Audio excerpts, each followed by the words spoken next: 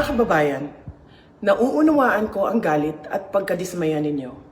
Nauunawaan ko ang galit ng taong bayan sapagkat sa nakalipas na ilang buwan, bago pa man sumabog ang issue sa flood control, madalas na akong nakikipag-usap at nakikinig sa mga hinaing ng ating mga kababayang overseas Filipinos ukol sa transparency, accountability, peace, at security.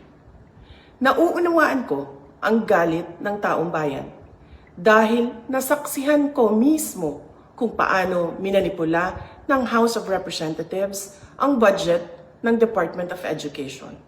Sa halip na sundin ang listahan ng DepEd upang matugunan ang malalang kakulangan sa classrooms, misulang ginawang pork barrel ang pondong nakalaan para sa kabataang Pilipino at pinaghati-hatian ng mga kongresistang malapit sa mga makapangyarihan. Pinili kong huwag sumali sa panggagago sa taong bayan.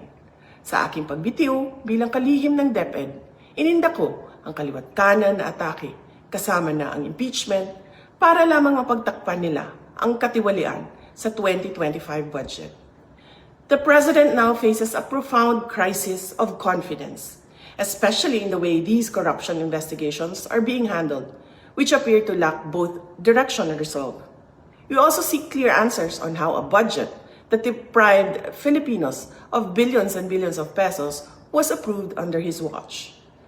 Kaisa ako ng milyong-milyong Pilipinong nadismaya at nandidiri sa pamahalaang lulong sa insekuridad at walang kabusugang kasakiman. Ang karapatan nating magsalita at magpahayag ang sandigan ng demokrasya. Dapat itong pakinggan ng pamahalaan, hindi para isang tabi at baliwalain lamang. We Filipinos deserve better.